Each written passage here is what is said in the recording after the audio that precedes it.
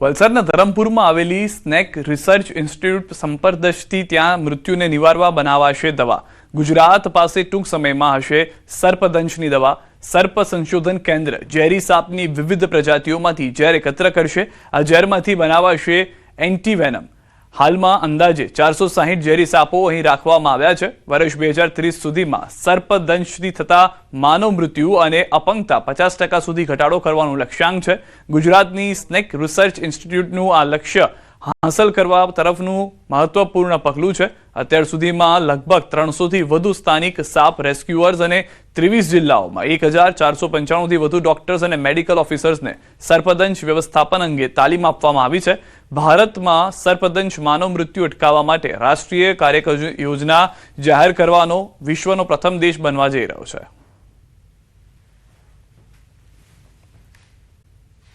સંસ્કારી નગરી વડોદરામાં દારૂની રેલમછેલ થઈ રહી છે। 48 કલાકમાં દારૂ ભરેલા 2 કન્ટેનર ઝડપાયા છે। એલસીબીએ છેલ્લા 48 કલાકમાં 2 અલગ અલગ જગ્યાએ દરોડા પાડીને કુલ 2 કરોડથી વધુનો મુદ્દામાલ જપ્ત કર્યો છે। કાર્યવાહી દરમિયાન લક્ષ્મીપુરા ગામ પાસેથી 91.10 લાખના મુદ્દામાલ સાથે મહારાષ્ટ્રના રાયગઢના સિંદરપાલસિંહ જટની ધરપકડ કરવામાં આવી છે।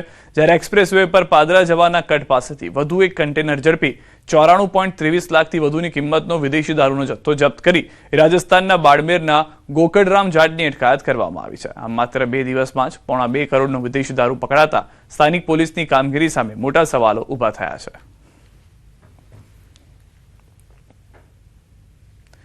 મહેફિલ માણતા 5 તબીબો ઝડપાયા છે। તરસમિયા માલણકા રોડ નજીકની ઘટના છે। શહેરના નામાંકિત ડોક્ટરના ભાઈના લગ્નમાં દારૂની મહેફિલ। પોલીસે બાતમીના આધારે કાર્યવાહી કરી દારૂની મહેફિલ માણતા 5ને ઝડપી પાડ્યા। પીધેલા તબીબોને છોડાવવા માટે પંથકના રાજકીય નેતા સહિત અનેક ભલામણો પોલીસે તબીબોને બચાવવાનો પ્રયાસ કર્યાનો આક્ષેપ।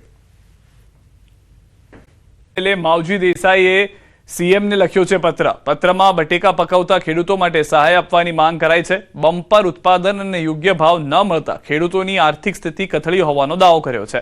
આવકની સાથે બટેકા બિયારણ મજૂરી અને કોલ્ડ સ્ટોરેજના ભાડાનો ખર્ચ વધુ હોવાનું ટાંક્યું છે। જિલ્લામાં 64,948 હેક્ટર જમીનમાં થયું હતું બટેકાનું વાવેતર।